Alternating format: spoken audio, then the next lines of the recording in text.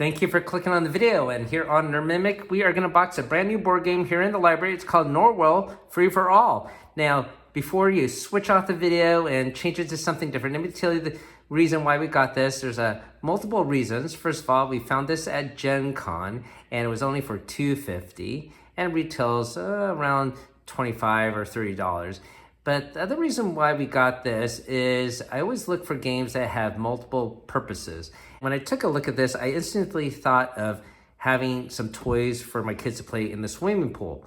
So you can see how there are components here. They're gonna float in some water. And I thought, wow, this would be great to throw into the swimming pool for kids to play with. You know, diving toys, things like that. They cost sometimes $5 or more, and this was only $2.50. And the other reason why I got this is it comes with this white bin here that's gonna contain the water, and my car does need some repairs, and I need an extra drip pan just in case for emergency, and I thought this would suit the bill if I needed something extra. And once again, all this was just for $2.50. Since 99-cent stores don't exist anymore, well, this was the next best alternative for some cheap fun and some extra equipment I might need for the garage.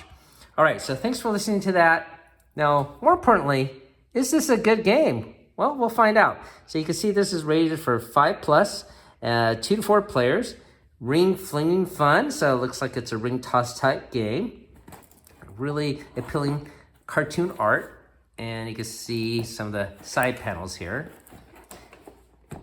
And here on the back of the box, we can see what this game is gonna involve. So spin the paddle wheel and send the narwhals floating around. Flip the rings into the ice ring, and then earn points when your rings land on the narwhals or icebergs. So we'll see how this all works out. It looks like there are these little rims here on the side, and you sort of flip it and use that as an action to get it to land into the water. How well will it work? Well, only way to find out is to get this unsealed. So let's do that right now. Now, while I'm doing so, if you're new to the channel, if you like what you see, hopefully consider subbing up. It's free to you and helps us out on the channel. And we do have a board game giveaway going on right now as well, so I'll put a link down below for that. So this should come out really easily here. Pretty nice. It's just got, well, it actually has more than 2 narwhals. There's the pink and blue one.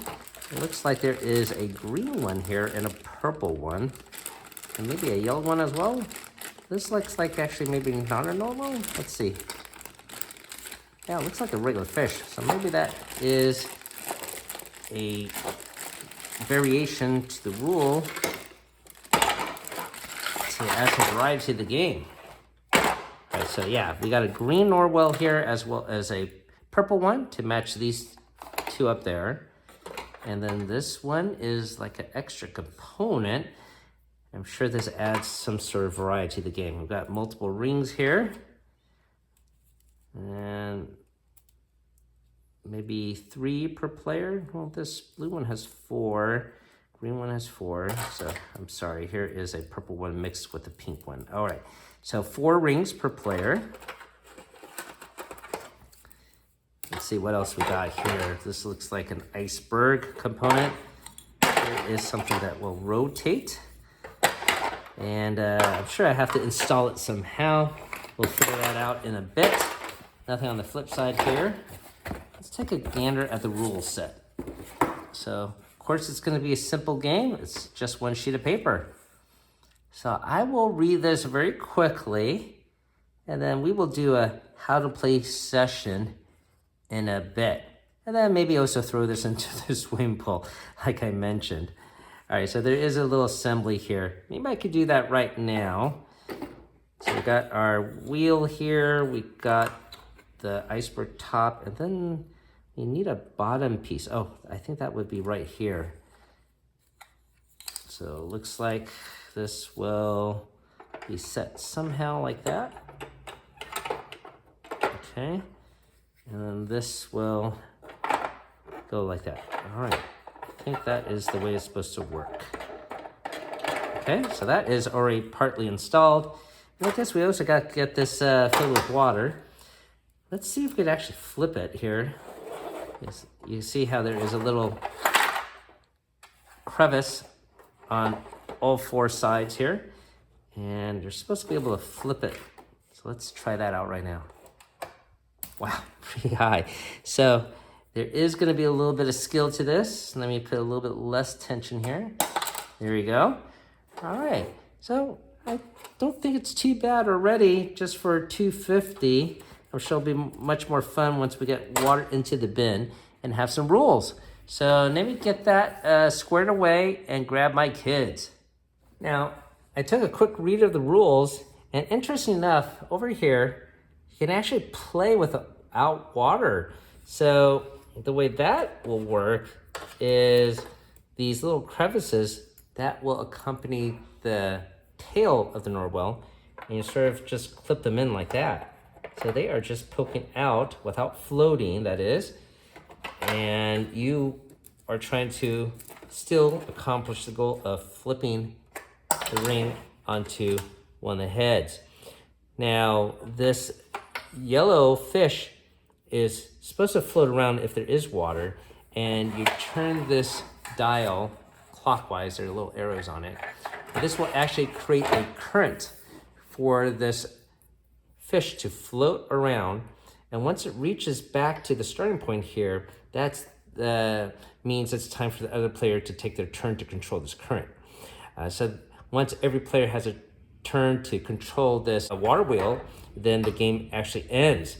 And during this entire time, you're trying to flip your rings into the area.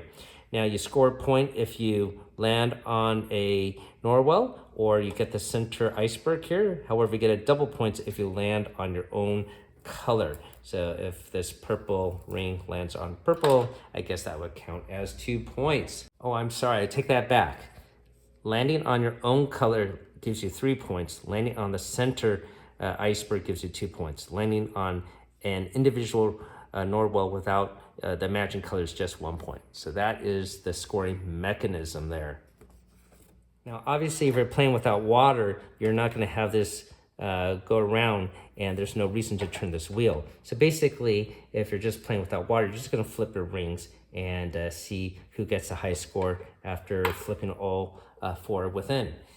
If you miss, you're allowed to try again. So once you score either here, here, or on your matching ring color and used up all your rings, then of course your turn then ends. So once again, you're taking these rings, and once you actually get a score, that is time to discard that ring. You're not going to use that ring anymore. So if you are not able to land any of your rings by the time all the players have taken their turn as an operator, this has gone around so many times per player count, then the game round ends and any extra rings will be unscored. So that is just the gist of the game. Now let's get this filled with water and have fun. All right, I got my daughter here. We're ready to go.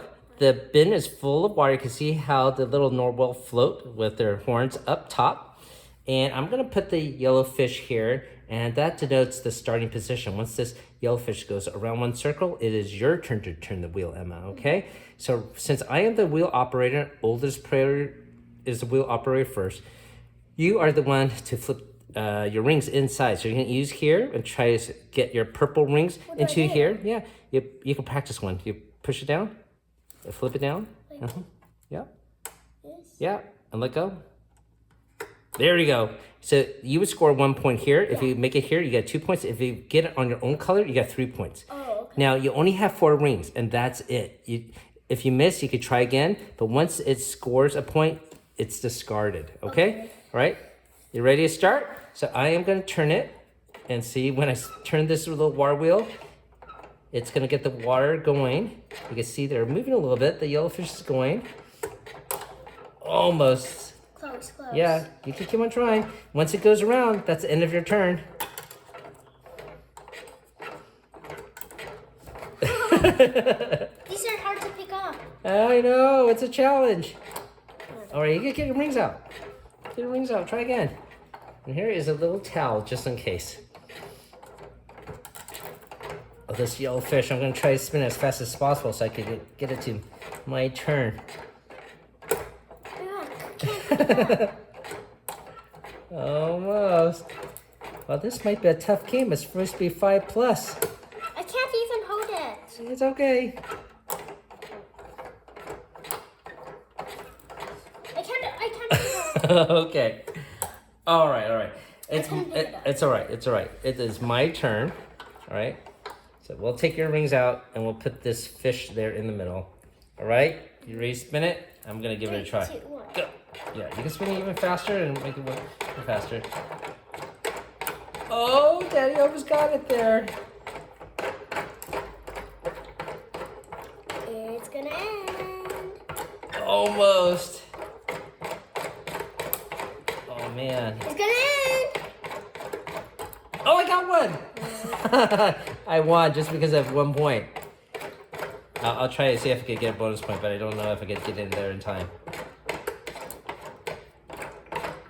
It's a traffic jam. You can't move.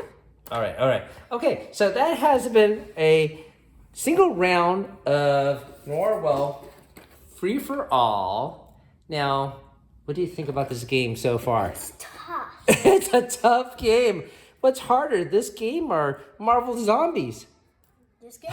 Okay, well, guess what? We'll put this in the swimming pool. Okay. All right, we'll dump this in the swimming pool and see if we can flick it for fun. Thanks for watching, everyone. Have a great day. Keep on adventuring out there. Daddy! You did it. Great. Can I try? Yeah, you can try it, buddy, but you can see how the floor is already wet. So, I don't know if this is a great game to keep in the house or have hardwood floors. That's why I was thinking about having this in the swimming pool area. That might be more practical. All right. So overall, a really simple, silly, fun game to have. Obviously, it's more geared towards kids, but nothing really wrong with it. Pretty straightforward game. Overall, a very simple, straightforward dexterity game. I can see it being a lot of fun in a party for younger kids.